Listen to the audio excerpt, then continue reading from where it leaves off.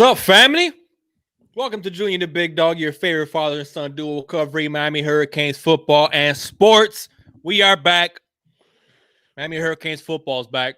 God willing, nothing happens before Saturday. Yeah, exactly. Nowadays, you have to say we expect it to be back, or Right. there's a good possibility that we're going to play on Saturday. Hey, but listen, a lot of people were talking about. Before we go ahead and get into it, I just want to say what's up to the Canes fam. We've been gone for a couple of weeks. Yes, we have. So, hopefully we'll get some people rolling in. But if you guys are new here by any chance, man, you enjoy Miami Hurricanes football content as well as other sports that we talk about from time to time, please subscribe, hit that bell a couple times so you get notified anytime me and the Big Dog do go live. We do our lives every single Wednesday at 7 p.m. Eastern time. We do post-game reactions and reviews. And obviously we're doing a preview about the Duke game on Saturday. We also cover recruiting. We're going to be doing recruiting video breakdowns of the 2021 class that we hope to add to soon. Maybe, possibly, who knows? But yeah, man, and also hit that like button if you guys can. We would really appreciate that a ton, man. So, what was I getting at? Oh, about Duke. So Duke wasn't on our schedule. Correct. And that was kind of a bummer because I wanted some revenge, and a lot of people want to be BYU or maybe like a Cincinnati, a tougher opponent, so we could get some respect. That the fact that we're not in the top 10. So we are in the top 10. We're 10. Well, no, we're outside the top 10. No, we're 10. Aren't we? Yeah, we're 10. No, we're 10. We're 10 in both the poll and the college football rankings. That came out yesterday. Rankings. Yes. Okay. We're 10. Yeah, we're whatever. 10. But yeah, Iowa State jumped us. They lost. They lost Lafayette. That's the thing, dude. It has lost the best team in the country, mind you. Okay, exactly. Fine. They're not technically number one, but when they got Trevor Lawrence, when they're healthy, everybody knows that's the best team in the country. Right. Sorry. So a one-loss Miami Hurricanes team right. that lost to Clemson. Right. But an Iowa State team that lost to Lafayette is ahead of the Miami Hurricanes. That's ridiculous. That's crazy to me, man. But hey, listen, it is what it is, man. Look, so we're 7-1, and we're 10, right. number 10 in the country. So yeah, we're not going to sneeze. And the fact that yeah, okay, we didn't get BYU, we didn't get like a Cincinnati, out of conference opponent, but we get to have some revenge against Duke, man, because that taste in my mouth when I first looked at the schedule and I didn't see Duke on there. Yes, I was kind of like, man, I want another crack at the boys. And like we said, God willing, we're going to be playing them on Saturday night at 8 p.m. prime time, even though it's not really prime time. It's ACC network. Right. So I don't really consider that prime time, but whatever. It's another night game. So it's yeah, prime time on ACC network. So that's something. I guess. I mean, yeah. I mean, considering the other team is a 2-win Duke team, right. so I mean, it's Miami's name that made it a primetime game, probably. I mean, not probably for sure, but yeah, right. Very quick, man. Just say what's up to John Bird in here. We got Shane in the house, Captain Trips, Ben Pratt, Mr. HD. What's up? Stunner boy, what do you say, Stunner boy? What's up, Stunner boy? Welcome back. Yeah, maybe we got some people that are upset at us because we don't see as many people in the chat, man. Hopefully, everybody's still getting the notifications because you know how YouTube is kind of crazy. What's up, Taz? What do you say, Taz? Niece and nephew doing good, man. They're doing good. Giving us a couple rough days. Teething and whatnot. They just been like, oh my god. Like sometimes, the twin thing is special and it's a blessing. And oh my god, I would not have it any other way. And we've been blessed and fortunate that they're great kids. They really are, man. They're well behaved. They sleep good for the most part. They're not too whiny, too crazy. They're perfect. They really are. But sometimes, man, the twin thing, when nighttime, especially in the middle of the night, one wakes up, then wakes up the other one, and that's what's starting to happen. Zeke, the boy is a heavy sleeper usually, and he's been sleeping through the night. But you know, they're getting older, and my baby girl is yeah, so she's kind of waking them up a little bit. So yeah, when you what's have up, Origin Green Blood, Cohen? Cohen, it's all about the U, Cohen. Absolutely. Ohio Canes fan, another of my Canes family from Ohio. We're taking over the state. What do you say, T2Y? When you have a boy and a girl, twins, that's one of the things that people don't realize that haven't had kids, how much more advanced girls are than boys. Girls are always ahead of the boys. And now you're seeing it at teething. We got a wedding this weekend. We got a wedding. Oh, Stunner Boy's getting married this weekend. Congratulations, man. That's awesome, Stunner Boy, man. Congratulations. That's awesome. And I hope you can have, I know you said it's a small wedding. I hope everybody in the families, at least the close-knit part of the families and stuff, I hope everybody's able to be there. Because I know with the COVID restrictions and all this stuff and people not being able to fly out and whatever, but I hope you can at least have the people that are real close to you guys at the wedding. And congratulations, man. Absolutely, man. Stunner Boy, listen. That's awesome. I just enjoy every single moment, man, because it flies. It does. I remember my wedding day. We had a blast, and it flew. Like a blink of an eye, man, it was gone. So savor every single moment and take it in, have fun, man, especially in this kind of year, man. That's, it's a blessing to have that. So that's cool, man. That's awesome. Shane, am I having any more? Not right now. Not right now, that's for sure. I won't be having any more kids right now. But well, hey, listen, you got the boy and the girl all in one shot, so you're ahead of the game. I'm not closing the door on having more in the future down the road. But what's up, Primo? But we'll see. So how you guys feeling, man? I think I saw a question in here about our possible guest, Lashley. Huh? Oh no! I thought you were talking about because someone had asked about McGee and Terrence Lewis. Yeah. So that's some news for you. Okay, if you're asking me which one of the two I would prefer, it'd be McGee. Because I think McGee is every bit as impressive on tape as Terrence Lewis is without any of the baggage. Now, would I like Terrence Lewis? Absolutely.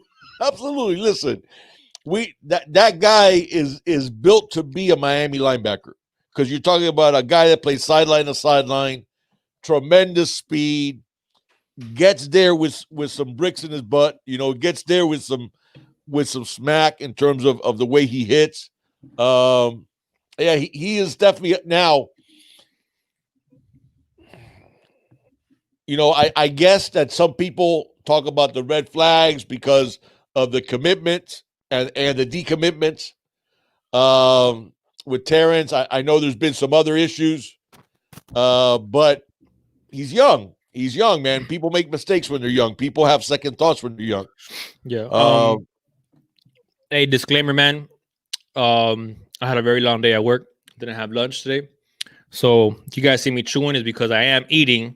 Okay, but I promise you that I will turn off the mic when I'm chewing, so you guys don't have to hear the chewing. So, but man, I'm starving. And if I don't eat, I get a crazy headache. I'm not trying to go down that route. But the talk around Terrence Lewis has been there for a while, big dog. Yeah, I know. It's picked up obviously because he officially decommitted. Right. So and he's had I don't know if there were like Instagram like stories and stuff like that, but he had one like throwing up to you. So, but I don't know. It's weird with Terrence Lewis, man, because you don't know if he's like. Remember, we thought he was going to commit way back when he was committed to Florida. Yeah. Remember? Yeah, no, I know. And then he showed up. In fact, you saw him at the spring game. That not this year, last year. No, I saw Flo. Oh, was it Flo that you saw? Yeah, I saw But Flo. He was at. Oh, you might have seen him at the practice. He was at somewhere that you saw him, or it might have been somebody in the chat that saw him at one of our events. Maybe. But anyways, regardless, and I know people back then thought we were going to get a commitment. Yeah, and we didn't. I mean, listen, McGee is somebody that I definitely want because we need a shutdown corner. Sorry, I think he could be a shutdown corner. We need corners, period. Yes. Can we just say that? And he's the type of corner we like. He's that type of a little bit taller corner. Obviously you're gonna be lanky. But I think McGee would be a stud. I think McGee would be a stud, and I definitely want McGee. Our footprint, which is so funny because even back in the day, when we were the IT program, that we were winning all those national championships, we never really recruited Jacksonville, Pensacola really well. Usually those guys went to either FSU or Florida. And it's funny because nowadays it seems like every single year we steal a couple out of what used to be their territory. And of course, obviously more recruiting has changed over the years. But I like having that footprint in that north part of the state. A lot of good players coming from there. And that's McGee. What's that? And Big Dog, have you been keeping up with all these everybody leaving FSU, man? Yeah, man. So the last dude leaving, bring the spear. Whew. Yeah, man. It's getting ugly. I've never seen that. Like what's happening up there in Tallahassee. I've never in my life seen that because it's bad. It's bad. What's up, HJS? Good to see you, man. One time for Zoe, baby. One time for Zoe for HJS. Zoe. No, Bay2 Perry, you good, man. Thank you for joining us, all you guys. Thank you. Yeah. Chug, thank you, Chug. We've been doing good in Duval. Chug with the $20 donation. Hello, Dream, the Big Dog. Great to see you guys live. Let's go, Canes. Man. Sir. Thank you so much, Chug. We apologize, guys, but besides it being put the blame over here on Junior because it's been a crazy couple of weeks for Junior, and we didn't have obviously no Canes football. So, but regardless, like we usually still like going live just to chop it up.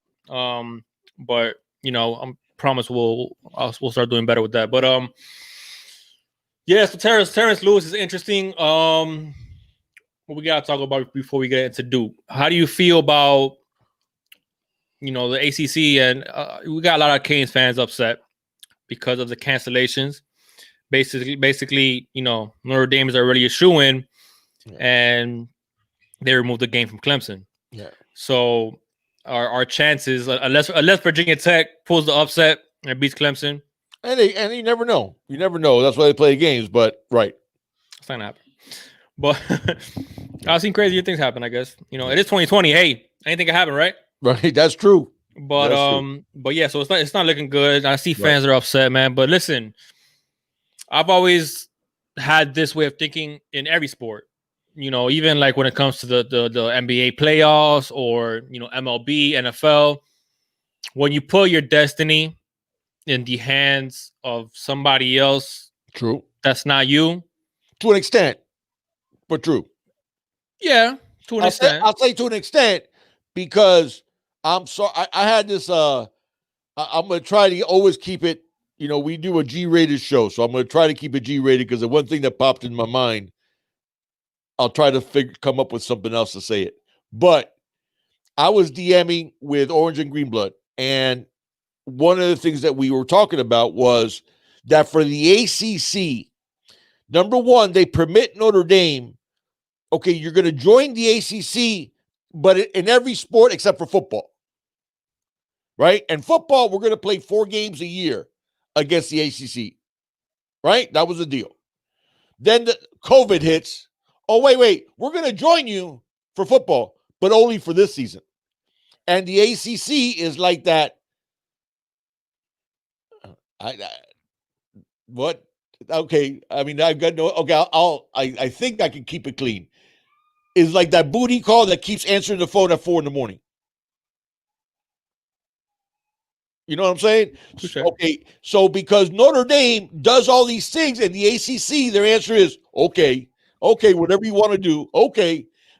Now Notre Dame wanted to join the ACC for the basketball presence, right? Because ACC traditionally is the best conference and has been for many years the best conference in college basketball. Right. Okay, so then they want to join us for basketball, but not for football because they got the big NBC money. Mm-hmm. So you want to help you want the conference to help you when it comes to basketball and every other sport, but when it comes to football, no. So it's I win, you lose, and then you lose and I win. Right. And the ACC goes along with it, and now we're affected negatively by it because Notre Dame didn't have to play us, and they get to play Clemson without Trevor Lawrence. Yeah. Listen, I was upset about this before the season was got started. You know, when the schedule came out and the news broke that Notre Dame was going to join the ACC.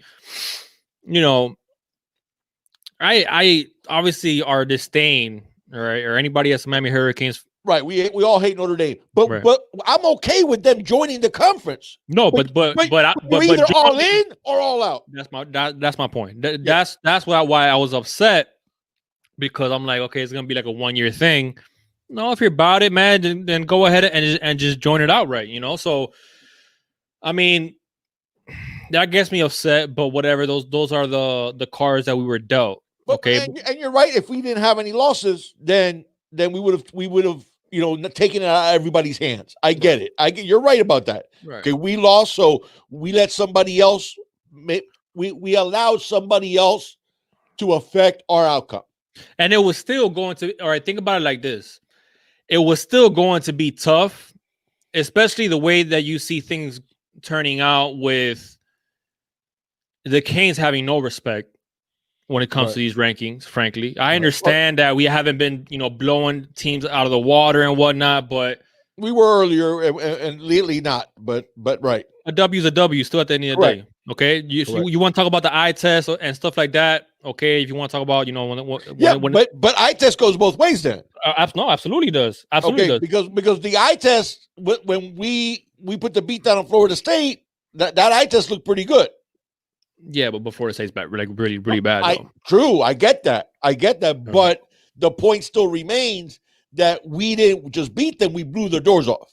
No, I agree. Okay, but yeah, I know. But the thing is, even if Notre Dame would have lost against Clemson, all right, based on the standings on where they were at the time that game was played, Notre Dame would more than likely still be ranked ahead of us, regardless of that loss to Clemson or not.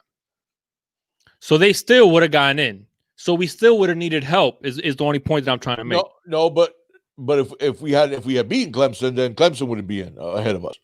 No, but I'm saying everything as it stands. We lost to Clemson because people are trying to say that. Oh, I got it. If Notre Dame would have lost to Clemson, Notre Dame would still be ranked ahead of us. Right, and they would still have needed to lose another game in order, for us to be in the ACC championship against Clemson. Right. I see what you're saying. So whichever way you look at it, we still needed help because we didn't take care of business against Clemson. Okay. So, and when it comes to the eye test, listen, I really don't like doing this because of how much I hate them, but they've been playing the ACC teams and they've been taking care of business, man. They deserve. They also beat Louisville, if I'm not mistaken. Double check on this. 12-7. No, okay? I know. I get it. And we scored 44 on Louisville. Yeah, but look what they did to Pitt.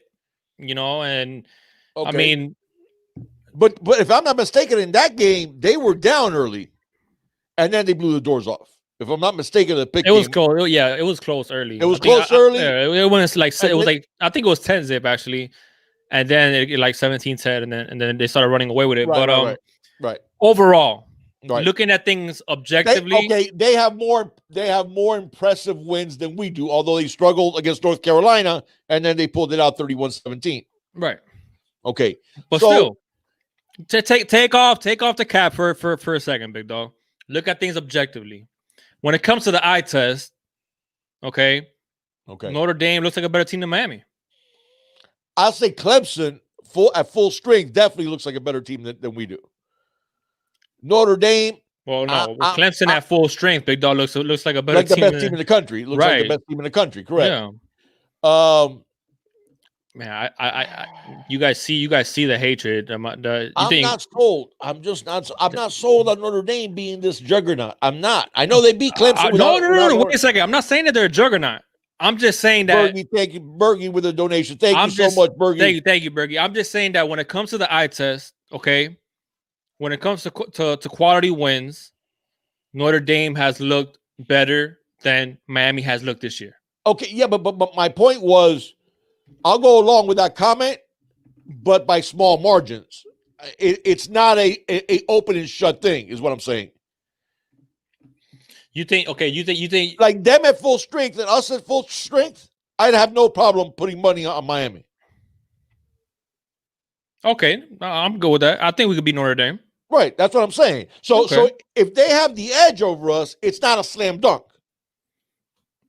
Now they have 0 losses, we have 1. So okay. No, I'm not saying Notre Dame is a slam dunk better team. Okay. So I'm just looking at it. They're not slam dunk like Clemson slam dunk. No. I'm not saying that. Okay, right. I'm saying that you know, looking at the rankings, looking at the ACC championship, and people that are upset because a game got taken away here, a game got taken away there. Guys, if Notre Dame would have lost to Clemson, they still would have been ahead of us. They still would have had to lose another game. Or at the very least, they would have gotten like crushed by Clemson. You know, like they would have gotten. And I mean, listen, that game went to double overtime. And okay, if Trevor Lawrence plays, that's not a game. Clemson wins. Clemson wins comfortably. Not like I'm not saying 42-17. Okay, that's my point. Thank you. Right. Okay. I'm not saying that either. Right. But they would have won by 10 points. You know. 13, oh yeah, 100%. Okay, but their resume still would have looked better. So their resume will still look better than ours. So it is what it is, man. But are you in the ACC or are you not in the ACC? Yeah, that's what we gotta. And that's my problem with that is ACC. You know, first it's just crazy that we're undefeated in the Coastal. Obviously, our only loss is to Clemson. So we're having like one of the best years we've had in the ACC. And it just so happens that we're not going to get the credit for it. Right. right. Crazy. No, let's talk about Bergie. Thank you so much, Bergie. But go ahead. He says, don't even get me started on the BS that the AC just pulled with Clemson and Notre Dame. That's horse crap. Don't be shocked if the ACC pulls the plug on everyone after this weekend. It wouldn't shock me. It wouldn't shock me either. Bergie, that's true. And thanks again for the donation. That's the stuff that bothers me. You know, like we get, and I know I see it on Twitter, and I agree with that one. Drink your blood. I see a lot of people get upset at the whole thing about UCF, that they always get that little. They got the Napoleon complex that they're a small school, so they're always got to take a shot at one of the big three. And but the thing is, you want to have the mentality. If the first thing that you have to do in order to be a big boy is to have that mentality that you are that, right? ACC, we've been in 2016, we were the best conference in the country for football. Let me repeat that once again for those in the back that didn't hear it right. In 2016, we were the best conference in all of college football. Okay, so let's remember that. That wasn't that long ago. That was 2016. That year, we had the highest winning percentage of any conference. We were 10-4 straight up against the SEC. 10-4 against the SEC. I'll repeat that again. Okay, and we had our bowl record that year was 10-3, I believe, as a conference. So we're not that far removed from that. So how is it that you allow Notre Dame to treat you like a booty call? And I know it's probably freaking some of the young guys out going, they don't like an old head using the phrase booty call, but you all didn't invent that, by the way. That was back in the day. We had those same exact things. I feel like we don't have that many young cats, that many like super young cats. Super young guys. Yeah. But why is it? Why does the SEC do that? Not once, but twice. Because when they joined the conference for everything except for football, but it's like, even the way they announced it, it's like, but they're going to do us the favor of they're going to play 4 ACC football games a year. And I'm like, really? Do you guys remember that Notre Dame has been fool's gold for a long time now? What happened to Notre Dame when they had Manti Te'o and they went to the national championship game? Manti, come on, but the game was like a beatdown. By the second quarter, everybody was shutting off the TV. Okay, so this idea, like Notre Dame football, and that year Notre Dame had 12 players on defense with Manti Te'o's girlfriend. That's right, Manti Te'o's fictional girl. Oh man, that I still feel bad for the guy, but still, man. Yeah, dude. But how do you have like a girlfriend like online, dude?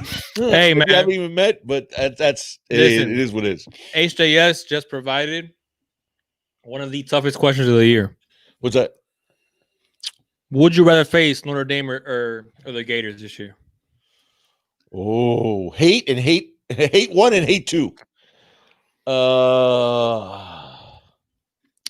Gators. Yeah, Gators. I say Gators as also because the last time we played Notre Dame, we put the beat down on them, 41-8.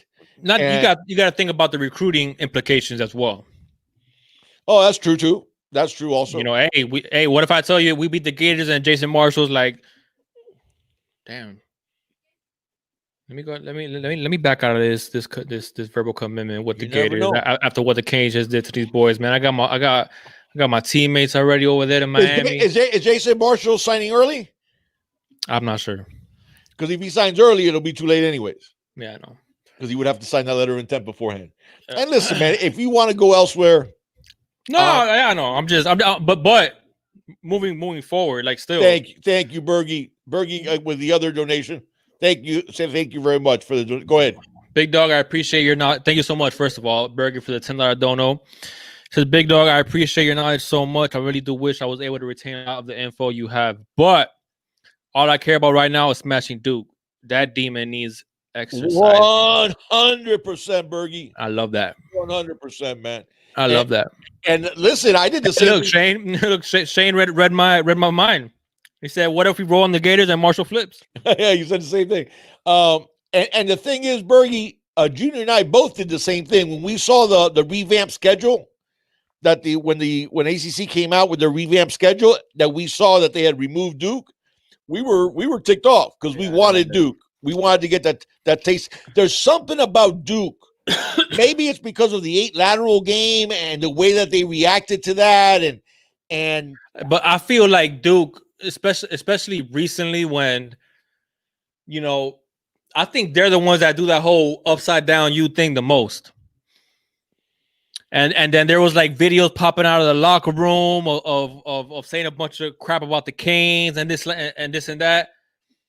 If I remember correctly, I know North Carolina started doing it, but Duke has been doing that upside down U thing a lot. Yeah. So I mean that's what I remember a lot about Duke. And then when I think they beat us last year, and yeah, I think a video came out in the locker room of them talking a bunch of what. But well, listen, you have to understand for the football players at Duke, it's hard, man, because I think that they have to carry the basketball players' books to class for them. That's true. I think that's the way it is at Duke. Big dog. Because Duke basketball is very well known. Duke football, not so much. It's not. Well, and they just got rolled this year by Georgia Tech. They got rolled. What was that? The final score that like 55 to, I think it was like 55 to somewhere like 55-30. Yeah, it was bad. Yeah, and Georgia Tech's a 3-win team. I mean, Duke has 2 wins this year: Syracuse and Charlotte. If I'm not mistaken, I think it's Charlotte and Syracuse. That's the 2 wins that Duke has. That Duke football has this year. Yeah, they got beat by NC State 31-20. They got beat by North Carolina 56-24. And their last game against Georgia Tech was around that margin too. 56-33. There you go, 56-33. Yeah. Yeah. So they and I think Boston College beat them 26-6. There you go. Notre Dame 27-13. Yeah. I remember that game. That wasn't a very impressive game from Notre Dame. That was when the trash started talking about Notre Dame. Oh, we'll see if they can handle the ACC in its totality and whatnot. Yeah, so Virginia Tech beat them 38-31. Virginia beat them 38-20. And there's something that needs to be talked about that hasn't been, and it's a factor. Notre Dame, if I'm not mistaken, they had their COVID outbreak really early. Like I think they had their big COVID outbreak in August. Right. Okay. We had to play without 26 guys in the last 2 wins. I'm not gonna put that up, Orange and Green Blue, but that's funny. Yeah, no, yeah, I know, man. Orange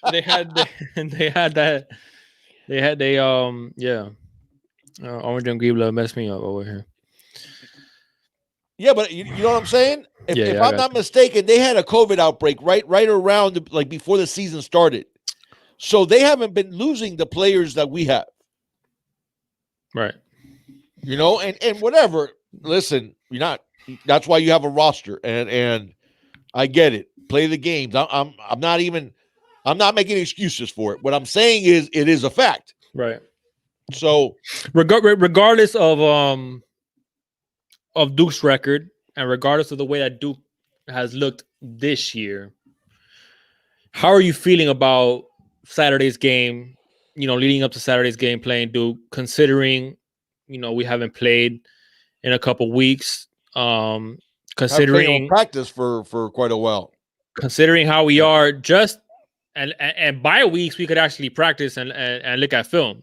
Okay, so there's a lot of things working against us here. Now we have been able to look at film. We just haven't been able to practice. No, we haven't been able to look at that much film because we found out we were going to play Duke on Sunday, big dog. Oh, no, you mean okay? That's true. Yeah, that's true. So take that. You're right. So take that into account because we weren't going to play Duke. I hadn't thought about that, but you're right. Yeah. Yeah. So take that into account. Take out 2 weeks off, no practice, the rust. That's true.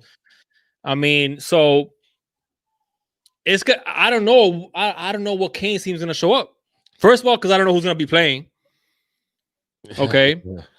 Yeah. Second of all, because I don't know how long it's going to take to shake off the rust. Because I think Manny said it or somebody said it in one of the pressers this week. I'm pretty sure it was Manny who was talking about tackling. How tackling is one of the biggest things coming off a layoff. Because you're not, for whatever reason, saying your technique, slips a little bit, or you start maybe arm tackling a little bit. You're not going full contact in practice. You're not going full contact in practice. So it's going to be interesting to see, no doubt. But listen, man, at this point, guys, the way things are looking, this could be our last game of the season. Yeah, there's a possibility. That's a possibility, man. That is a possibility. And listen, and the good thing about the coaching staff and the good thing about Manny and whatnot is they've been feeding that to the players on the team. That not every game is promised. They're blessed to even be playing football right now. True. Manny touched on it. Can I make a statement? Hold on. Well, yeah, go ahead. Media is not real world. Twitter is not real world. Okay? What? You serious? It's not the real world. They need to stop being so knee-jerk about these reactions about that the sky isn't falling. Okay? Anthony Fauci, right? Dr. Fauci, that seems, that a lot of people don't exactly trust him, but he's a guy who's been overly conservative with the COVID. What does he say? Close the bars, but keep the schools open. Mm-hmm. Right? Because what he's saying by that is the kids need to be in school. Now, obviously, they're talking about younger children. They're talking about, K through 12. Right. But this thing is not for when it comes to young people, it's really not dangerous at all for them. Now, that doesn't mean that you can't pull out, there was that lacrosse kid. What's up, buddy? Duke. If I'm not mistaken, I think he was a Duke player too. Lacrosse, when it first happened, when the lockdowns first happened back in March, there was a lacrosse player that passed away. I think it was Duke. It might have been Duke, and it was like 25. He was like 25 years old, 24 years old. So we're not saying that it can't happen, okay? But this overreaction of, oh my God, 10 guys tested positive, let's cancel everything. Guys, these are like really, it's like Michigan. The state of Michigan canceled all sports except for the pros. What, pro athletes can't get COVID? What, money inoculates you against COVID? Oh, you don't want to take on the pro leagues. Right. So you can bully the colleges, but you don't want to take on the pro leagues. Mm-hmm.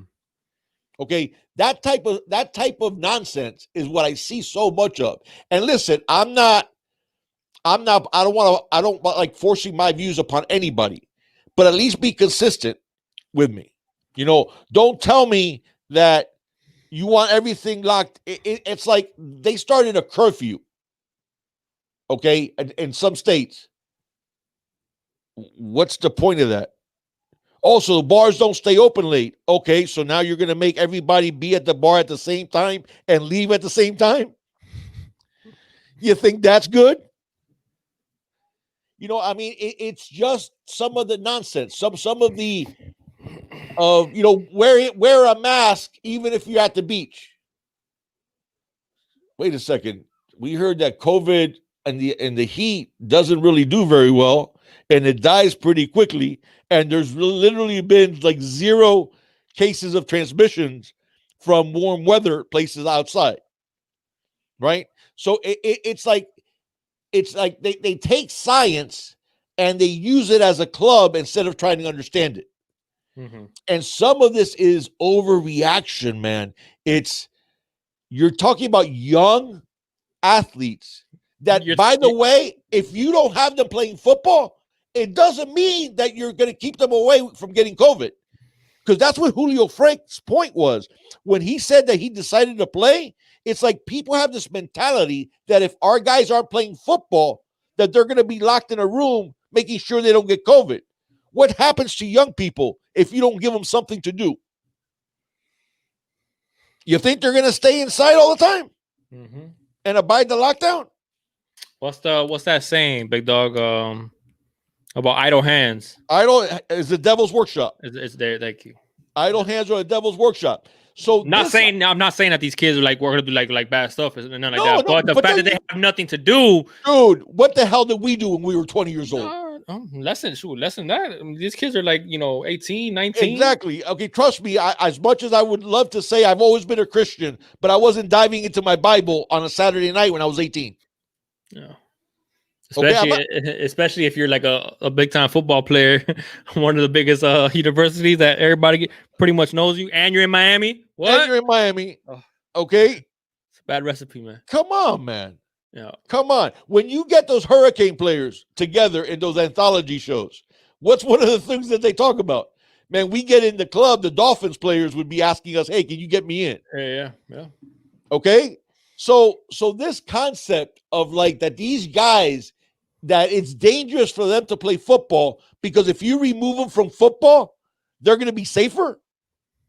That's crazy.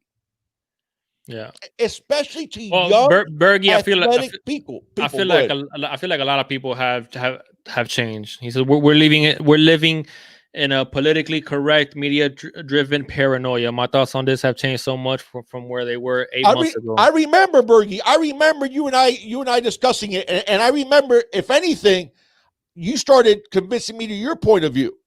Yeah. And you're right. What's that? No, go ahead. And what I'm saying by this is, stop.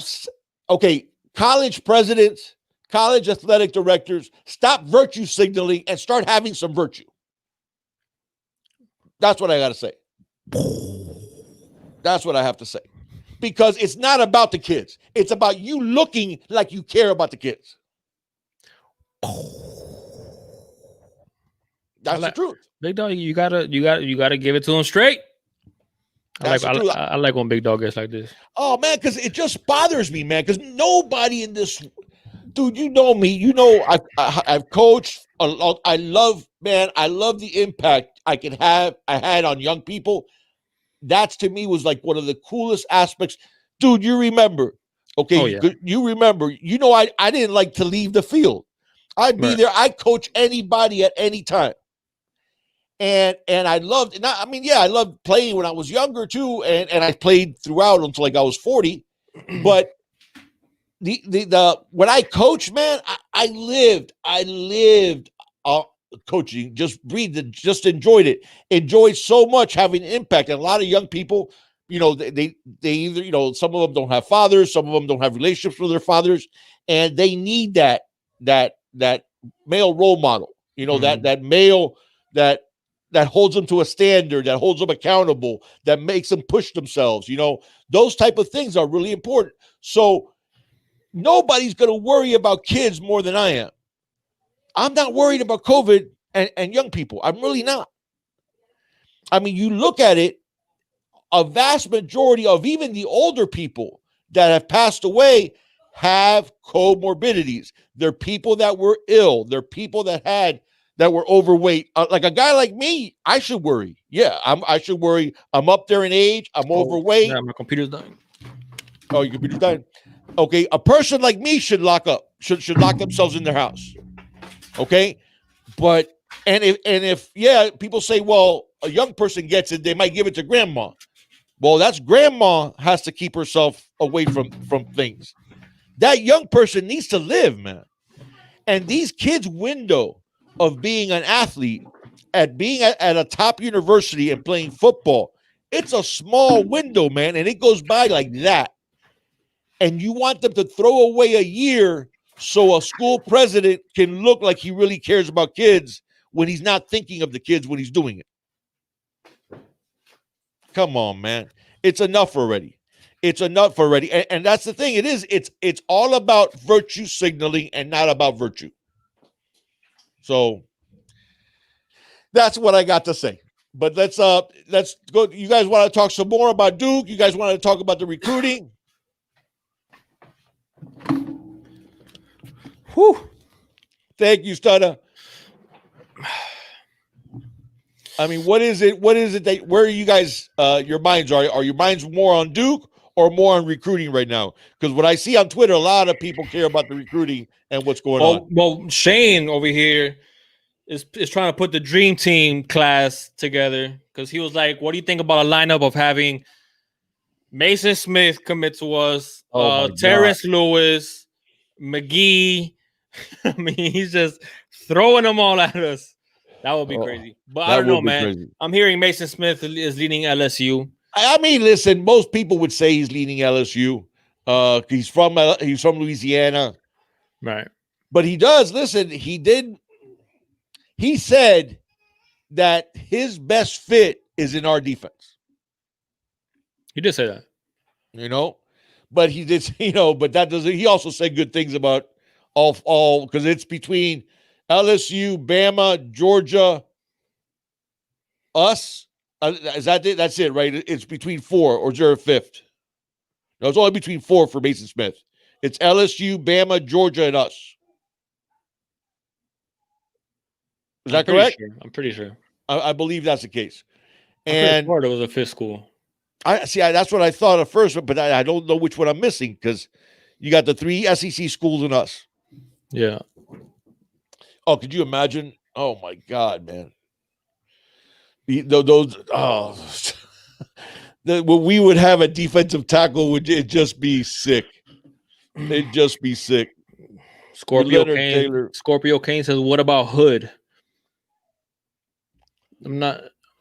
We got to circle back on Hood, because there was a time we were having some traction with Hood. I'm having a brain fart. Hood, the linebacker, Jalen Hood. Yeah, the linebacker. There was a time where it looked really good. That looked like he was going to commit to us, But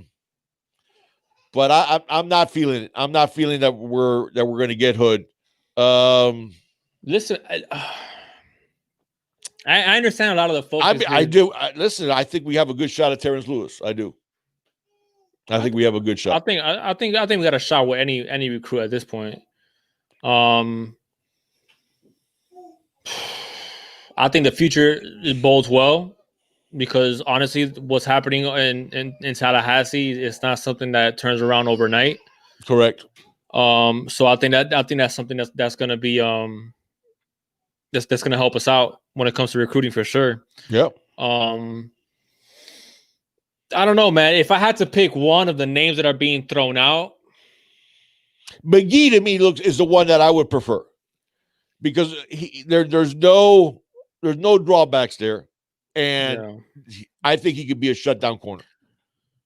So I definitely, if I had to pick one, he would be my pick. Of the ones that are not committed, I'm talking about guys. Corners, man. Yeah, I'm not talking about the guys that are already committed. That's a whole different ball game because that line, as far as I'm concerned, starts behind Leonard Taylor. All right, so that's and you, I mean, you can make a case with James Williams too. So, but and I love how because as soon as he announced his decommitment, you had this 2021 class like starting the recruiting. I'm sorry, I heard that same thing. But then I heard that wasn't the case. So we'll see. But go ahead, dude. No, that our 2021 class and their recruiting pitches or their retweets and whatnot. You had Cameron Kitchens in there, you had Leonard Taylor, you had Brantley. Oh, who else? Believe it or not, I think Leonard Taylor and him playing together is something that they've talked about quite a bit. Are you talking about Lewis? No, Taylor and Mason Smith. No, I'm talking about Terrence Lewis. Oh, to Terrence Lewis. Yeah. Yeah. I mean, a lot of these guys, you got to remember nowadays it's not like it used to be back in the day. You got you have all these camps, you have all these, you have all these 7-on-7 tournaments, you have all this stuff going on. These guys know each other really for almost their whole lives. Mm-hmm. At least all their football lives. So I do want Lewis, man. I mean, I'm not gonna lie, I do want Lewis. Oh, I want him too. His tape is impressive as hell. Yeah, and that's a Miami type of linebacker. That's a sideline to sideline, running, getting caught in coverage against a wideout and covering him like a blanket type of guy. So. Yeah. I think we have a good shot at him. I do think we got a good shot at him. I wanted to talk about I don't think we touched on it much, especially when it came to the depth chart, big dog. And to see what the chat thinks as well. What's going on? What do you think is going on with Al Blades? And let me follow that up with: are you surprised that he was ahead of Al Blades? Corey was ahead of Al Blades on the depth chart instead of DJ Ivey. Considering that, I mean, Al Blades is arguably our best corner. He definitely was last year. Yeah. Okay, he definitely was the best corner last year. Because I think, look, don't get me wrong. DJ bounced back, dude, after that. He did. No, he did bounce back. He did bounce back. And Corey is playing lights out. And Corey's playing lights out, and Al was struggling a little bit. He was struggling a little bit. He was struggling a little bit in coverage. Man. Because the depth chart hasn't been obviously released yet. Yeah, but Corey got the start last game. Well, he was ahead, and he was also ahead of Blades in the depth chart leading up to the what? To the last game you're talking about? Yeah. He was ahead of Al Blades on the depth chart. Yeah, I want Mason Smith too. Lakers all day. Yeah, Man, I do too, man. him and Leonard Oof, Taylor, that'll be that's scary. that is sick. But you realize what we have at D tackle right now? Because we talk about our ends and we have sick ends. I mean, our ends are ridiculously good in Yeah. terms of how deep and stuff. And remember, our best guy isn't even playing the season, and Greg Rousseau. So, Yeah. but our D tackles, man, our D tackles and you think what we have in the pipeline, because He could definitely cover. we talk about Nesta, and we talk about Jared Harrison Hunt and John Ford. And John Ford's had some good moments this year. Some not so good, but he's playing. Harrison Hunt has been. I would say Harrison Hunt has been the biggest, the most pleasant surprise. But he's not a surprise to me. No. Well, we've been talking about the New York connection, man. We have. But those tackles that we got, we're talking about, Nasty Nesta, Jordan Miller, and Jonathan Ford. Right. A lot of people weren't expecting Harrison Hunt to come onto the scene ahead of those guys. Right. You so I see what you're saying. Yeah, and Nesta's been playing out of his mind. Nesta's been playing really well. Yeah, he's been playing really well. So I think that's one of the pleasant surprises. To Corey, man, Gilbert playing lights out. There's so many storylines, and it's crazy because and credit where credit is due. After a really rough start again, DJ Ivy's playing better. Oh, 100%. After he was getting slammed and trashed up and down by the fan base. Yeah. He's playing much better football. Linebacker wise, that has been, if you ask me what my disappointment has been this season, it has been I haven't seen the development that I hoped from the linebackers. But I don't think that's fair, though. No. I'm not saying that my expectations were fair, because maybe my expectations were elevated. But I think your expectations were pre-COVID.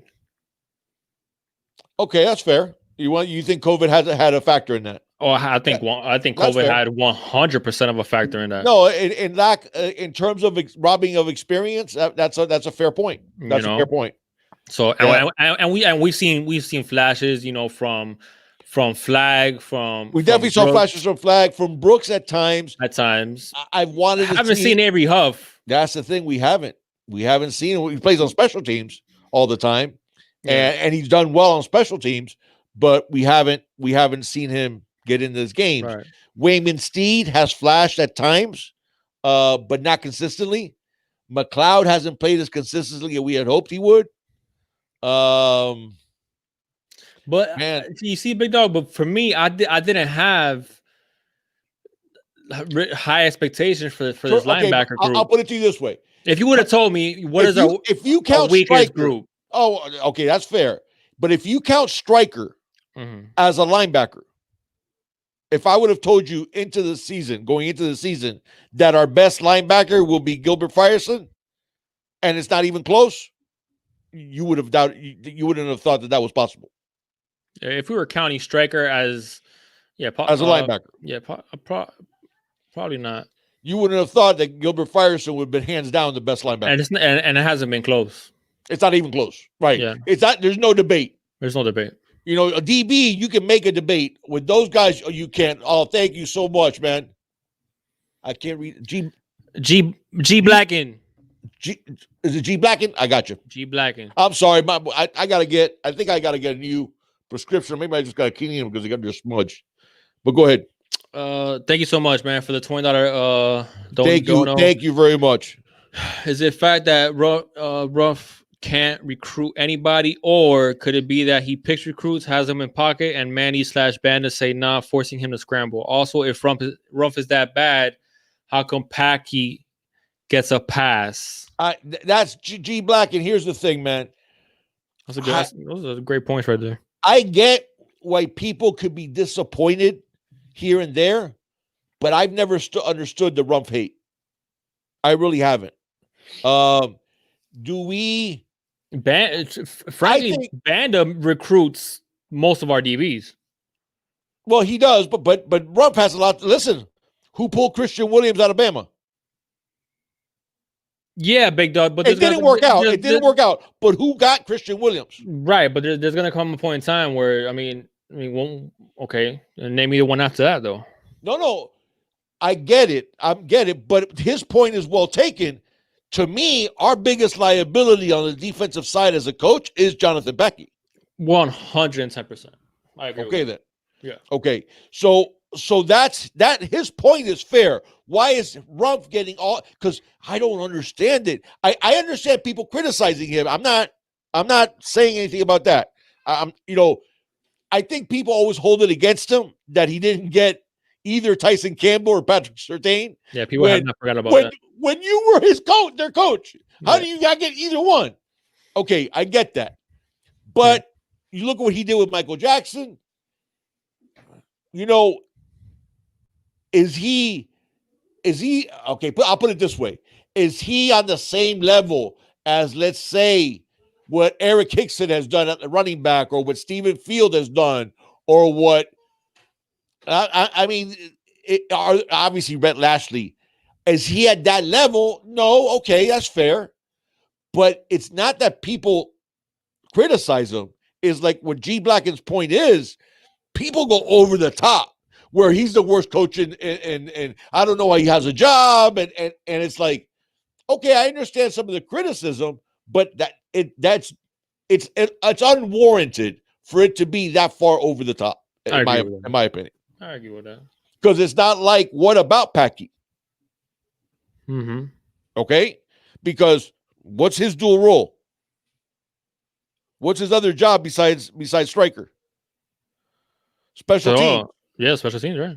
How was our special teams before we got Borregales and Headley? Right. Yeah. So listen, it is what it is, man. And I get some of the criticism on Rumph, but I don't think it's warranted. I really don't think, at least not over the top. Like I said, some of the things, could he have recruited better? But guys, if I'm not mistaken, if I started counting right now on DBs, I still think we have like 11 DBs that were 4 stars or above. Seriously. Yeah, but I'm trying to think of DBs that we had that weren't 4 stars. I mean, we have some, but we have a bunch that were highly recruited. Yeah, we do.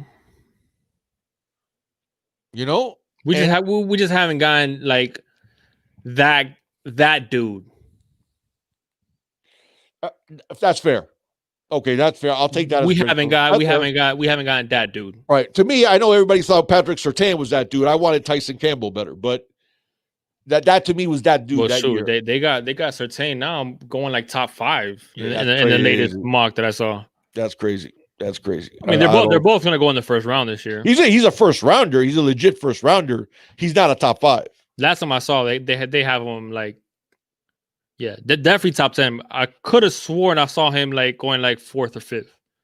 That's crazy. That's overdrafting. That's overdrafting. But we'll see. We'll see. But we'll see what he does. In that same mock, I saw Rousseau falling to the Dolphins at number 11. Assuming it depends on how Houston finishes up the season. Rousseau is going high. Well, I think that's the number 1 pass rusher off the board. In the mock we did, I think we were like 10th or 11th, and that's where they had Rousseau going. That's crazy. That's crazy to me. But in that mock, they didn't have Etienne or Hubbard going in the first round. I mean, they are underdrafting or running backs. Well, you saw look at this year. Yeah, look at the last year. Last year was like that. Yeah. We need receivers. I don't know if you're talking about the Canes or you're talking about the Dolphins, since I made that Dolphins comment.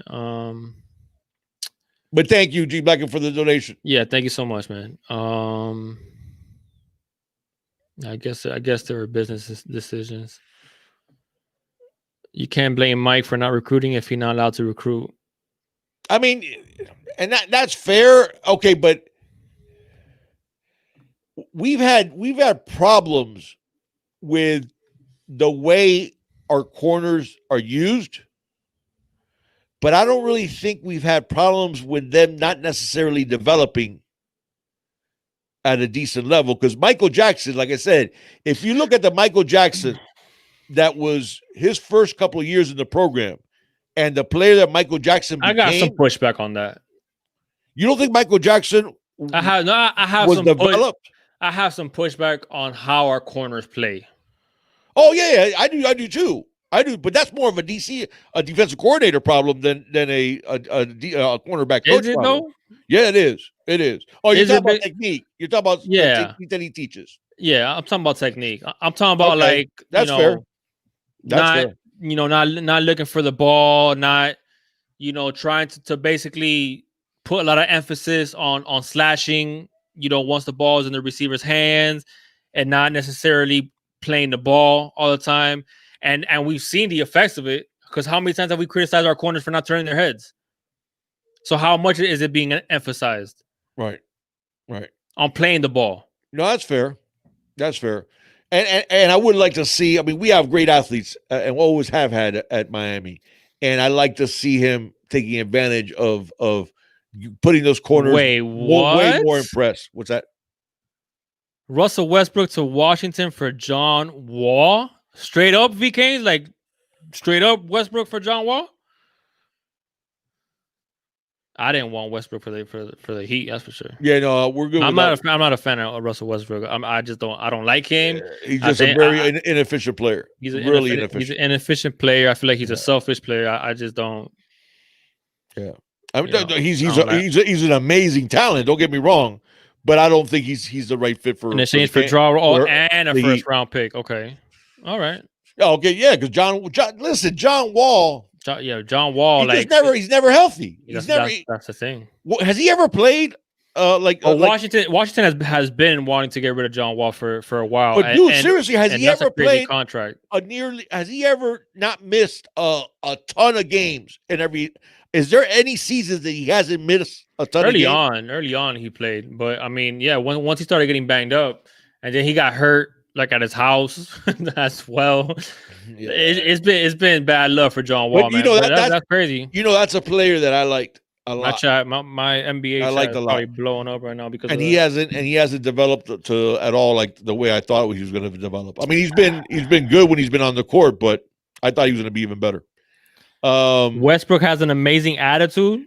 Come on, Yancey. What do you mean? When he plays hard, I'll give you that much, Yancey. He does play hard. But he throws hissy fits, man. He does. He throws little hissy fits. And the thing is, Yancey, I can't stand Westbrook. Is his shot selection is not good. And when you have a guy who's a point, and the thing is with Westbrook, he was a two guard. He really shouldn't have been a point guard, but he's going to play with the ball in his hands all the time. When you have a point guard who makes bad decisions, that has a really negative impact on your team in a lot of different ways. The thing that Westbrook does have is that he plays hard. I'll give you that. He does play hard. He plays hard all the time. But there's going to come a point in time where, that his body has taken a beating, man. It has. And there's going to come a point in time where you're not going to be able to be beating people off the first step the way he does. And that burst is going to go away. So. And I don't know, his outside shooting was improving, and then all of a sudden it went away. But I think Bradley Beal is a great compliment for him, though. I will say that. Yeah, because he's gonna be able to drive and dish a lot. And Beal could drop 40, 50 on your head any given night. Yeah, Beal will knock it down. That's true. But interesting move, man. I know Houston's trying to blow it up. We'll see what happens with Harden. I don't know if he's gonna stay there. I don't know. Yeah, CP3 go to Phoenix. Besides that, I mean, he calls what is true basketball purgatory. You're right. Yeah, Washington is a bad team, man. Yeah, I mean, I think this move makes them better for sure. I think the problem with Washington is they were counting on having a shot at Kevin Durant. Yeah. Remember, they were putting all their eggs in that basket. They were. And it didn't work out. Yeah. So that was the problem with Washington. I really think that's what they were geared to because that's where KD is from. He's from that area. And not happened. Yeah. So So But we'll see what anyway, happens, man. yeah, we'll see. We'll see what happens. What were we talking about with the about Rumpf? Well, like the technique and Right. corners play and whatnot. Right. Listen, there's some legit criticisms there too. There is. Okay, I have to admit that, but I still go back to the same thing. Name me one positive part of Jonathan Packey's coaching. No, I agree with that. Okay, because you can't say our linebackers developed as much as they should have. Mm-hmm. Okay, you can't say. I mean, yeah, the strikers have developed. I'll give them that because Romeo Finley, became especially the first year that he played striker, he was really, really good. Second year, I thought he was a little banged up, didn't play as well. And then Gil Frierson has been one of the better players on defense, period. Yeah. So I have to give him credit for that. I mean, is it one of those things that if you told me that Rumpf goes elsewhere and Manny looks to upgrade at corner coach, okay, I'll buy that. But we could also do worse. So that's what I would say about Rumpf. And to go back to your point, G Blackett, I don't understand how heavy the criticism is for him. Yeah. I don't. V. Canes, I don't believe anything that KD says. What's that? What would he say? Because V. Canes says that because there was rumors that Harden to Brooklyn and whatnot to play with Kyrie and KD. And V. Canes said KD came out and said he never contacted Harden. All false reporting. I don't believe that. You don't believe it because he's going to deny it anyways? No, because KD is out there. He's a liar. Yeah, he had his burner Twitter account. Yeah, that's so strange, like, man. I just don't, dude. But I've literally that's like weird. That's like it's almost like sad weird. Yeah, like you have a burner Twitter. You are not unarguably one of the best basketball players of your generation. Oh yeah, and no doubt about that.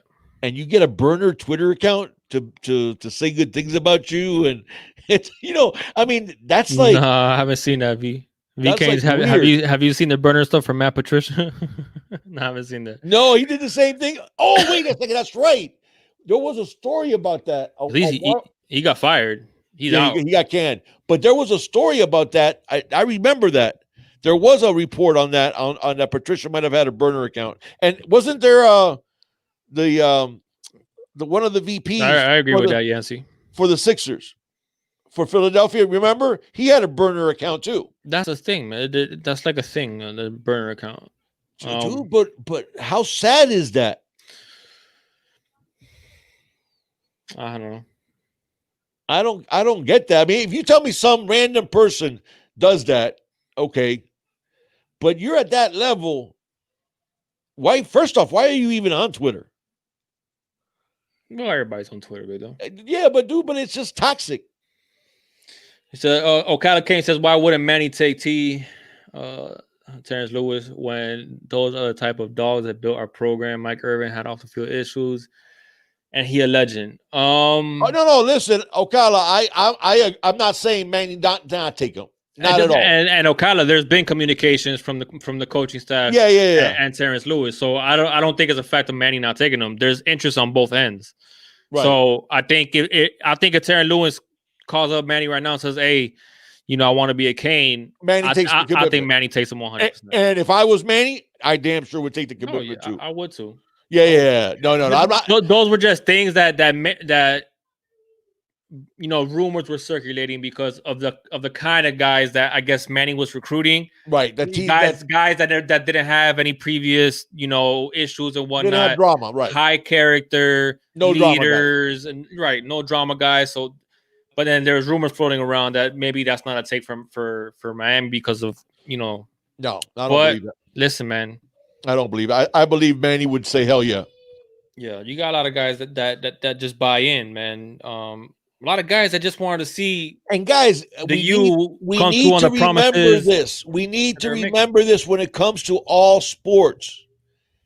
You as a man are not a finished product at 18 years old or at 19 years old or at 20 years old. Okay. They say, I guess. I'm still not a finished product and I'm 30. Well, I think it takes men up to like 27 before their brains are really fully formed. I think Yeah. between 25 and 27. So this idea that, okay, a kid was bad news at 8, and sometimes it's not even bad news. They made a mistake. God, man, gee, how many mistakes did I make? I'll tell you this much. When I was young, I am, was that? I made a lot too. Yeah, dude. And it's like, I'm glad there wasn't cell phones back when I was young. Okay. So this idea, like these young men are finished products at 18 or 19. No, man. It's, and even when you make a mistake, that doesn't mean they're necessarily a bad kid. Sometimes good kids just make a wrong decision. Oh, you yeah. know? I think that happens a lot. I don't think that sometimes. I think, you know, and listen, man, a lot of things that a lot of people don't understand, man. Like the kind of neighborhoods, the kind of environment that some of these kids grow up in, man. Like even, you know, even if you're a good kid and you're headed down the right path, man, like, you know, and I'm speaking from experience, man, because I had, you know, best of friends, you know, growing up, that I was heading down a different path, and I was taught to leave. My father was, you know, is and still is to this day my role model, and taught me the right path. But and even though me knowing those things, like, you know, you have your friends and whatnot, and sometimes you're just caught in the wrong place at the wrong time, or sometimes it's just, you know, you shouldn't be doing this, Absolutely. and you know better, and you were taught better, but those are the homies, and you know it could just be just one bad decision, and then that could just taint you, and then chase you for a long period of time, man. So it could just be just one bad decision, man. Does not mean that they're a bad kid. Does not mean that they're gonna, you know, repeat. And you know, especially kids that are smart, they learn from it, and it never happens again. Yeah. You know, so and listen, I've told people all the time, because people ask, like young people ask, like, what's tougher, raising a girl or raising a boy? And everybody will say, well, super, raising a girl is tougher, because, you know, what is it? If you raise a boy, you got to worry about one member, and if you raise a girl, you got to worry about all of them, right? Right. Yeah.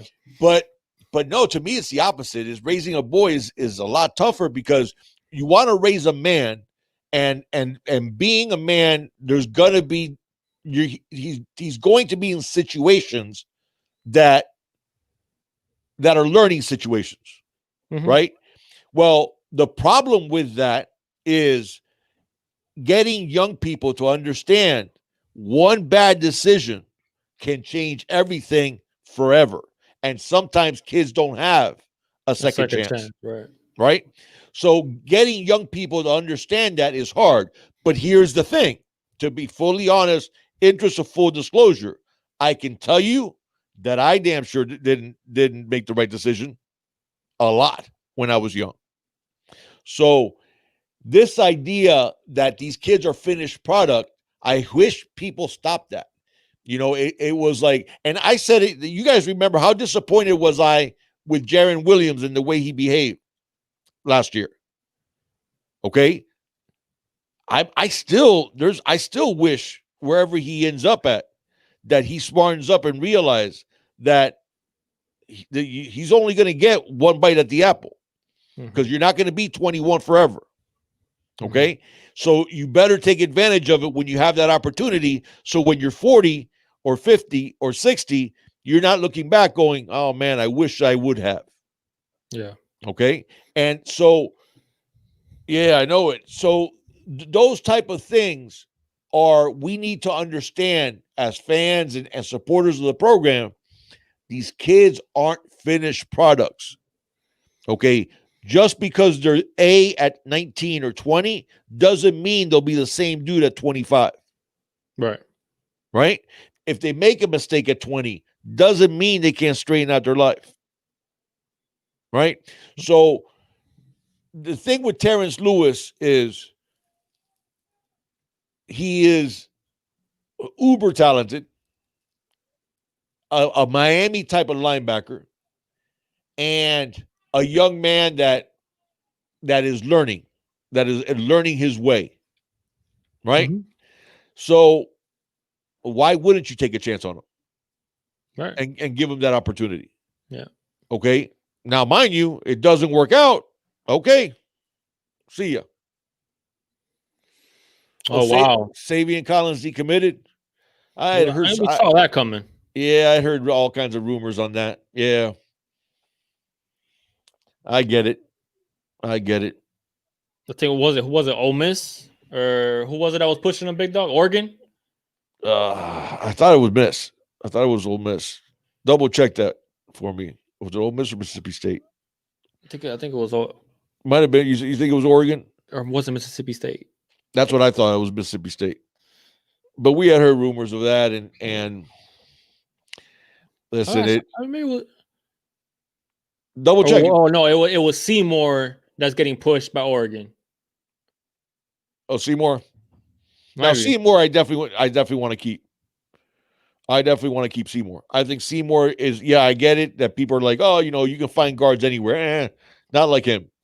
We mentioned, and I know he's undersized. I get that too, but we mentioned that if somebody were to decommit in this class, a bunch of weeks back, it would have been Savion Collins. Savion Collins was one of them, I think, that we mentioned. So, all right. I mean, it is what it is. His stock is not what it once was. Is I think that's also one of the issues. And I'm not saying he was processed out because I don't know. I mean, we just heard about this, but you don't know if that was. Hey, Jose, man, we'll appreciate the. Thank you for the breaking news. That breaking news, man. So I should start. Yeah, Mr. HD. It looks like being on Twitter. Who knows if he got dropped? Nobody. I mean, it's too early to speculate. It is. I mean, and listen, there's things that are not drops, but it's a coach saying, hey, what's going on? Well, coach, I'm looking at this place and this place. Well, listen, I understand. You're trying to make room for Mason Smith. Well, I understand sometimes coaches, and that's the ugly truth of recruiting, guys. That's the ugly truth. When you're at that tier, you have that kid that you've been courting since he was a sophomore. So he looks good as a sophomore, looks good as a junior. Maybe he has an ankle issue. Senior comes back, gets senioritis, doesn't work as hard, doesn't look as good. I'm not saying that was the case of Savion, but his stock was higher at one point than it is currently. Where does that? So that's possible. Where does that put us now with the class?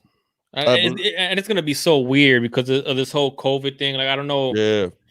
I think that puts us at 20. Yeah, I thought we were at 21. That's what I thought we were. So that puts us at 20, I believe. But double check and make sure I'm doing my math correctly. Yeah. We think about Marcavius Brown, big dog. That was a guy originally I thought was definitely going to be a Cane. What do you think? I don't know. We're in his top 5. He's going to be signing. He's going to be signing on early December 16th, 3 p.m. So I'm guessing he's going to make the end. There was a time that I was sure he was coming to us, and then I sort of went off of that. Yeah. Then I was sure he's going elsewhere. Good point, man. Please, those guys don't. You guys know. I know I sound like a broken record. Stars are BS. Okay. Watch tape of Troutman, and you guys will fall in love with this guy. Trust me when I tell you. Bergie's talking about Troutman. Watch his tape. We got to do those videos, man. We got to do a breakdown of Troutman. No, we're gonna do a breakdown of everybody. You guys can see. You're right. I know we'll do my. So you guys can see what a baller Troutman is, man. Don't go by stars, nasty, man. He's nasty. Don't go by stars. That dude plays, and he has that. And listen, I'm not making a value judgment on a kid because he seems like a good enough kid, but he has a mean streak in the way he plays. He plays with an edge. Yeah. And that's what you want, linebacker. You want linebackers to play with an edge. Okay. I'm not saying, you want your offensive linemen, those are the ones that are more like the choir boy types and stuff like that. Your linebackers, you want them like the guy that runs into the goalposts because he's so psyched. Mhm. You want that nastiness. And Troutman, when it comes on the field, he plays with a mean streak. So you guys will like Troutman, I promise you. Yep. Bergie, put Bergie's comment there. The one thing I love about Troutman's tape is everything he hits stops moving. That's true. Either that or Bergie, either that or it moves backwards. Yeah, Either that or it moves backwards. So we'll see what. Hey, things are gonna get it. Things are gonna get very exciting, man. Very exciting. I think. Mira para este tipo aquí. Hey, hey, the fantasy football league. Hey, Jason, you never jump in here, and the only reason why you jump in here is because you're first place and you got a bye week. Mira que tú eres lambón, okay? That's Spanish. That's Cuban trash talking in fantasy football. What was I gonna say, man? So the recruiting trail is gonna get crazy. Next couple weeks, early signing period coming up. So we'll see, man. But you double check my numbers. I say Junior because you do it much quicker than I do. What? Double check that we're down to 20 now. Yeah, no, I think I'm pretty. Yeah, I think we had 21 with and now we have 20. Okay, so I was right. Okay. Yeah, I'm pretty sure. Yeah, Troutman is one of my favorite recruits too, Ben. And I don't know why people. I know why. I know why. Never mind. It's that whole star thing, man. Just ignore that. Just really, guys, please ignore it. Please ignore it. It's BS. It has nothing to do with reality. Yeah, it has nothing to do with reality. So big dog, let's get some predictions because my kids are actually going to sleep a little earlier.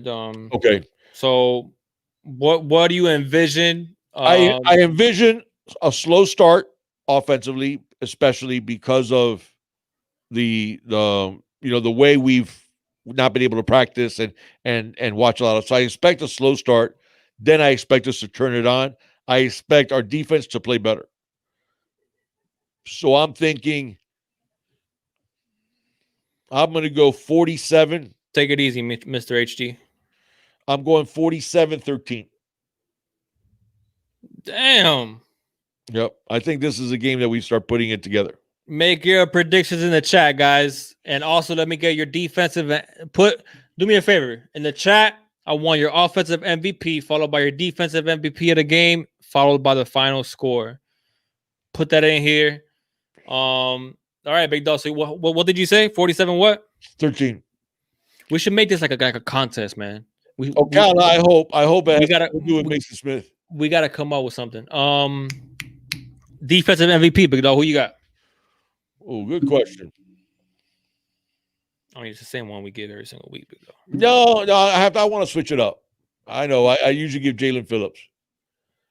I think Fryerson's going to have another big game. I like game. that, Mr. HD. I think Fryerson's going to have a big game. Every time I blow out, I say another ugly one. Yeah, I know. I'm not expecting a blowout, to be honest with you. I'm not.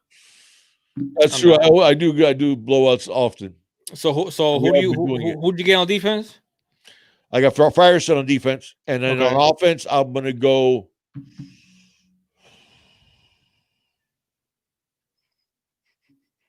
Man, good question. You know who's going to be our real MVP? I think on Saturday. Who will be Jared Williams? Okay, against their pass rushers because they do got legit pass rushers.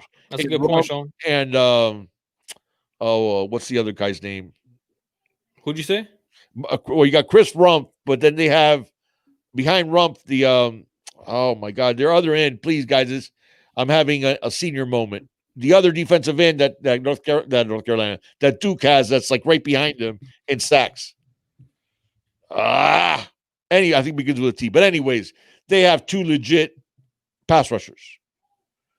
Okay, that are like second and third in the ACC in sacks. And Rumpf obviously is their best one, but their second pass rusher is like right behind them. And I think that's Jared Williams is going to need to have a big game for us, and I think he comes through. Okay. So. I'm going to go. Look at Yancey, 56-10. Damn. Ben got 38-17. Millie got 28-13.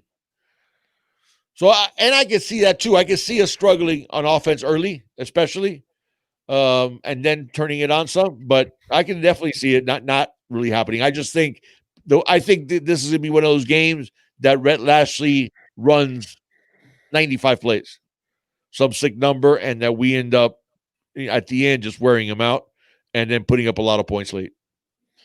I'll go 34-17. Okay. Same thing. You see us starting slow? It's hard, man. It's hard to predict a game like this, just because there's so many different factors at play. Of like a lot of things are a toss up. Because first of all, we don't know who's gonna play, who's gonna be starting on the offensive line. Second of all, we had the Duke schedule, the Duke game announced on Sunday, so we haven't had a lot of time. We're not gonna have a lot of time to prep, considering that's like a normal week anyway. No, right, but you don't start studying film until the week of the game, right? But considering the lack, like, it's hard to envision when it comes to practices, okay, that your guys are tuned in, your guys are in football shape, like you don't have that many injuries, everybody's on good, and you could focus mainly on your game plan for a team, whereas in this week we have other things to be focusing on. Right. On who we're gonna have playing, on who is gonna be in football shape, on who's so those are the kind of factors I'm talking about that make it difficult to envision how this game is gonna go early. They did say that Feely was very happy with the participation and workouts and the guys staying connected in the COVID break. Right. He said that even though they couldn't meet, that he saw a lot of that, a lot of guys making sure that everybody got their workouts in and stuff like that. Yeah. So that's good. I'll finish it up with my defensive MVP. Thank you. Mukeji. I think that's the way you pronounce it. So yes, thank you, man. That's the one I was trying to remember. Millie, he's like third in the ACC in sacks, if I'm not mistaken, and Chris Rumph is second. So I'm gonna go with Corey Couch. Ooh, good pick. Corey's balling. Yeah, and on offense, I'm gonna go with.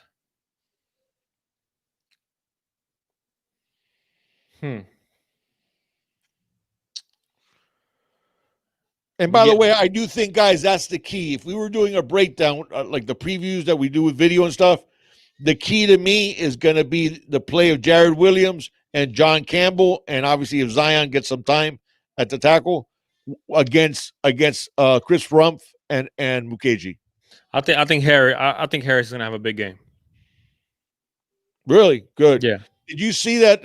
See a bounce back, and I think maybe these a couple weeks off bring them back to close to 100%. So, and I think we might see a very mean Harris and a very motivated Harris. So I'm picking Harris as my MVP on the offense. 247 had a story on, and I think I can't remember if they were the ones that did the interview. I might have just been in a press conference.